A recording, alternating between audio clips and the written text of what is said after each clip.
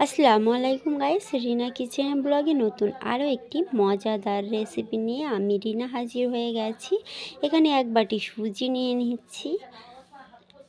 তো আজকের রেসিপিটি খুবই সুন্দর হতে চলেছে, অবশ্যই পুরো ভিডিওটা প্রথম থেকে শেষ পর্যন্ত দেখবেন। তো বন্ধুরা, আশা করি বুঝতে পেরেছেন। এখানে এক বাটি পরিমাণ সুজি নিয়েছি, ওই একই বাটির পরিমাণে আমি এক বাটি পানি নিয়ে নিচ্ছি। আর এখানে আমাদের লাগবে টক দই, যেটা মাস্ট। আর এই নাস্তাটা সকালের জন্য এই গরমে খুবই উপকারী একটি নাস্তা। আমাদের শরীরের জন্য টক দই সুজি খুবই প্রয়োজন।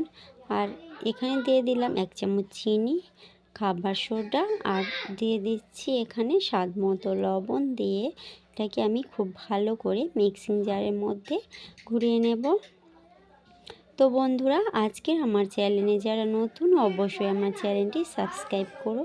তো আমি ঘুরিয়ে নেওয়ার পরে দেখতেই পাচ্ছ কত সুন্দর স্মুথ একটি ব্যাটার তৈরি হয়ে গেছে।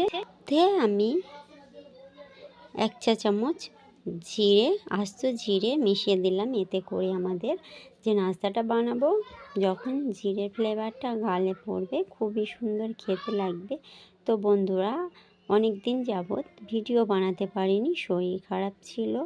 আশা করি এখন থেকে কন্টিনিউ ভিডিও বানাবো। তো যারা আমার চ্যানেলে ছিলে এবং যারা নতুন, তারা অবশ্যই আমার ভিডিওটা কন্টিনিউ দেখতে থাকবে।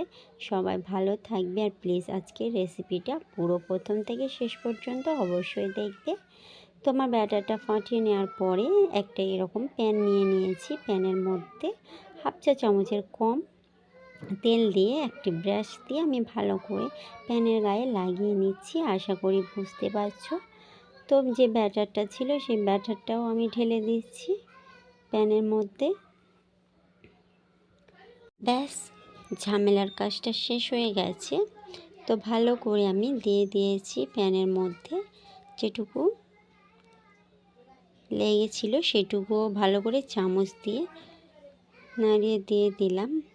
আর এখানে একটু দেখতে ভালো লাগার জন্য আমি কাশ্মীরি লঙ্কার গুঁড়ো দিয়ে দিচ্ছি ছিটিয়ে। এতে করে আমাদের যে নাস্তাটা বানাবো সেটা দেখতে খুব সুন্দর হবে। আপনারা চাইলে রেড চিলি ফ্লেক্সও ব্যবহার করতে পারেন। তো আমার হয়ে গেছে। এটাকে আমি গ্যাসের মধ্যে দিয়ে চাপা দিয়ে 5 থেকে 6 মিনিটের জন্য মিডিয়াম আঁচে ভালো করে কুক করে নেব। ফিরে আসছি 5 মিনিট পরে।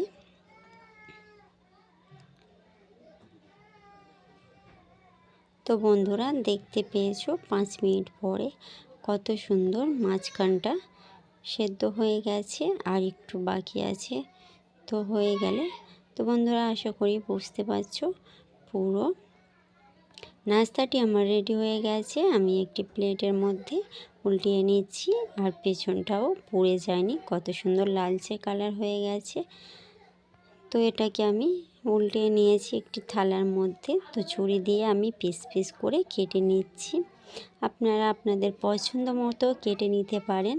আর বন্ধুরা, আজকের এই রকম ছোট ছোট পিস করে আপনারা এই সময়ে খেয়ে নিতে পারেন।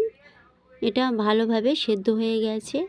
তো এরকম পিস করে নিয়েছি, দেখতেও কত সুন্দর লাগছে আর কতটা লোভনীয় নরম। তো বন্ধুরা, এখানে আমি সামান্য পরিমাণে তেল দিয়ে সবগুলো নাস্তা ভেজে নেব। এটা খুব ঝটপট হয়েও যায়, আর এটা বানিয়ে খেলে এই গরমের সময় শরীর মন দুটো ভালো হয়ে যাবে।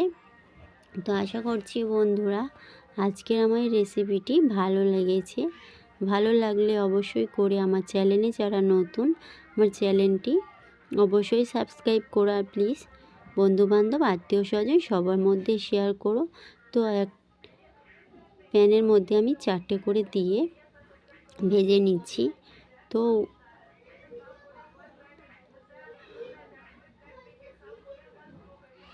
এক সাইড ভাজা হয়ে গেলে আমি উল্টিয়ে নিচ্ছি। আর এই নাস্তাটা তেল ছাড়াই বলতে পারেন। এখানে খুবই সামান্য পরিমাণ তেল দিয়ে আমি ভেজে নিচ্ছি। এটা আমাদের স্বাস্থ্যের শরীরের পক্ষে খুবই হেলদি একটি নাস্তা। আশা করি সবাইয়ের ভালো লাগবে। তো বন্ধুরা, আমার নাস্তার ফাইনাল লুকটা দেখো কত সুন্দর হয়েছে। তো সবগুলো আমি একইভাবে ভেজে নিয়েছি। আশা করছি ভালো লাগবে। এটা বাচ্চা বড় সবাইয়ের খুবই পছন্দের রেসিপি হবে। তো এখানে আমি কিছু কারি পাতা দিয়ে সাজিয়ে নিলাম। নাস্তাটা দেখতে ভালো লাগবে। আর এটা আপনারা কাসুন্দি, টমেটো সস, বাদামের চাটনি যে কোনো কিছুর সঙ্গে পরিবেশন করতে পারেন, খুবই ভালো লাগবে। তো যার আগে একটি ছোট্ট রিকোয়েস্ট, আর নাস্তাটা আমি কেটে দেখাচ্ছি কত সুন্দর হয়েছে।